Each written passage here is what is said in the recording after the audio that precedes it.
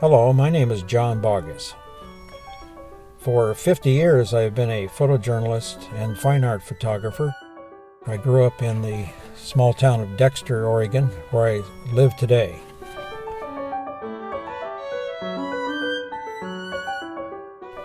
As a recorder of the harmonies and conflicts found in the gestures of both country and city people, I photograph the sometimes mysterious whimsicality of life's fleeting vignettes.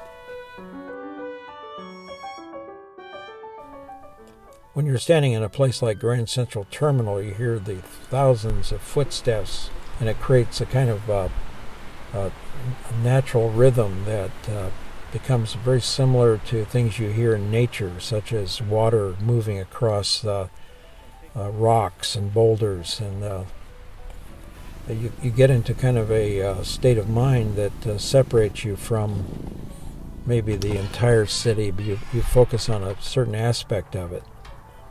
The sounds of nature and the sounds of humans in an unnatural world can also be kind of tied together, I think.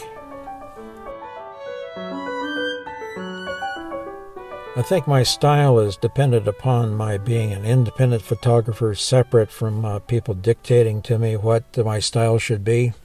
Well, when you're doing documentary photography, you're trying to record as much of the truth as possible. So I think the main role of a documentary photographer is to inform people, but also by what you present in the photograph can affect the viewer's opinion of what he or she is looking at.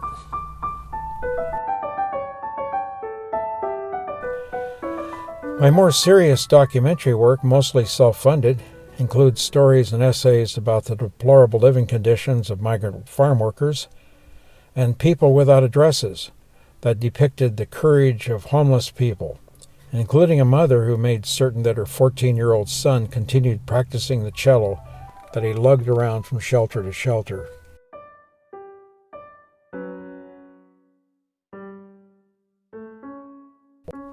Most recently, I worked as a volunteer with my fellow neighbors who fought a spirited but losing legal and political battle to stop a gravel mining company from its removal of an entire iconic mountain in the middle of their community.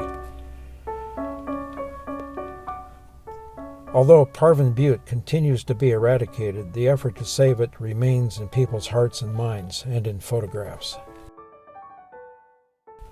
As a photo historian, these and other photo stories are what I wish to leave behind for future generations as my personal view of the world.